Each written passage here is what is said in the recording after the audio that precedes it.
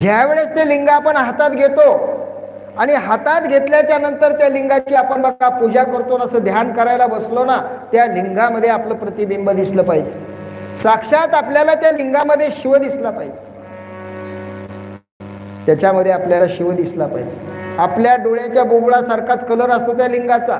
लिंग अंगुष्ठा एवढंच असतं, एवढंच लिंग असतं, कारण त्याच्यामध्ये सगळं परब्रह्माचं चैतन्य भरलेलं असतं.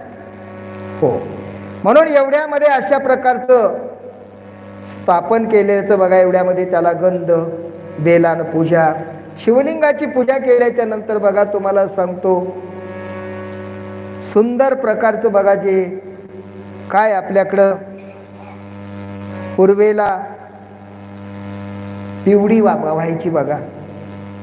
त्यानंतर बघा तुम्हाला सांगतो महादेवाला पश्चिमेला अंगूर व्हायचे, उत्तरेला चंदन, अशा प्रकारचं. त्यानंतर सुगंधित बघा विविध फुलांनी बघा पूजन करायचं.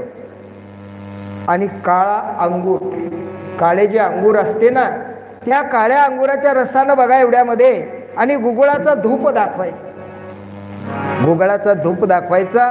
अत्यंत तलम आणि निर्मळ बघा असं एवढ्यामध्ये वस्त्र अर्पण करायचं, आपणही स्वच्छ राहायचं.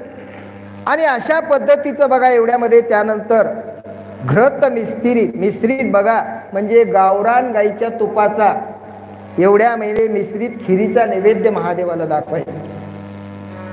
आणि साजूक तुपानं त्या महादेवाला एवढ्यामध्ये स्नान घालायचं, मंत्राचा उच्चार करायचा, प्रदक्षिणा घालायची.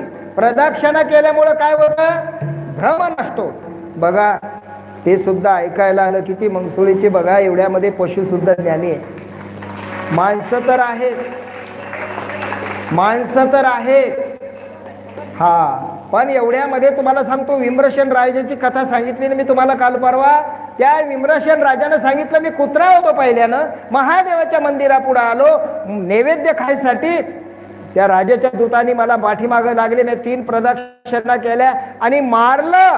तो मी श्वान होतो. राणीने सांगितलं का हो महाराज तुम्ही सोमवारी महादेवाची पूजा करता, मंगळवारी तिकडे बी जाता, तिकडे बी जाता, कळालं असेल तुम्हाला. हे काय प्रकार आहे तुमचा, इकडे देवाची बी पूजा करता आणि इकडे वाईट बी गोष्टी करता. त्यानं सांगितलं मी पहिल्या जन्मात कुत्रा होतो, त्या कुत्र्याची गुण जाईन. एका जणाचा ॲक्सिडेंट झाला, त्याला बॉम्बे इस्पितळात नेलं, डॉक्टरनं सांगितलं याला हाडूक टाकावं. ठीक आहे, पण माणसाचं नाही कुत्र्याचं आहे. एवढ्यामध्ये सांगितलं चांगलं होईल ना, हो चालता येईल, चांगलं होईल, सगळं व्यवस्थित होईल, पण मग टाका काही हरकत नाही. कुत्र्याचं असो का मांजराचं असो, कोण बघायला बसला आता. एवढ्यामध्ये ते हाडूक टाकलं, गावात आला, फिरू लागला, पण कुठं बी मोटरसायकल दिसली की वर तंगड करायचं. कळालं तुम्हाला, कळालं का? कुठे बी वटा दिसला, 4 व्हीलर गाडी दिसली की वर तंगड करायचं. का? हाडूक कशाचं होतं, कुत्र्याचं. त्याचे संस्कार जाणार नाही. तसं त्या राजानं सांगितलं एवढ्यामध्ये माझे कुत्र्याचे संस्कार जाईन ग राणी. आता ती कथा सांगायला आपल्याला वेळ नाही. बघा कसं लक्ष देऊन ऐकू लागलं. हा बघा तुमचं तरी चित्त इकडं तिकडं आहे, त्याचं लक्ष सारखं आहे. हा, म्हणून एवढ्यामध्ये बघा ते इथं आलं, त्याच्या कानावर शिवपुराणाचे 2 शब्द पडले. पुढच्या वर्षी तुमच्या बघा एवढ्यामध्ये याच मंगसुळीमध्ये एक मोठं शावकार असेल, ते तुम्ही त्याला सलाम करणार, नमस्कार करणार, या या शावकार या, बसा, असा तुमचा सत्कार होईल. कारण एवढ्यामध्ये बघा तुम्हाला सांगतो हे शिवमहापुराण श्रवण करण्याकरता बरोबर शेवटचा विडा उचलायला आलं बघा, शेवटचा चान्स घ्यायला आलं बघा. म्हणून एवढ्यामध्ये अशा प्रकारचं देवेश्वर शिवजींना नमस्कार करावा, भक्तिभावानं स्तुती करावी, विविध प्रकारचे स्तोत्र म्हणावे. आपल्या हातून काही त्रुटी झाल्या असतील ना, एवढ्यामध्ये भगवान शंकराला सांगावं. मनुष्य हा चुकीचा पुतळा आहे, माणसाकडून चुका होत असत्या, चुका काढायच्या नाही, काय चांगलं करायचं ते करायचं. अशा पद्धतीनं बघा तुम्हाला सांगतो ते शिवयोगी शिवपुराण सांगितलं. सगळ्यांचा निरोप घेतला, सगळ्यांचा निरोप घेतला, एक प्रार्थना केली भोलेनाथाला.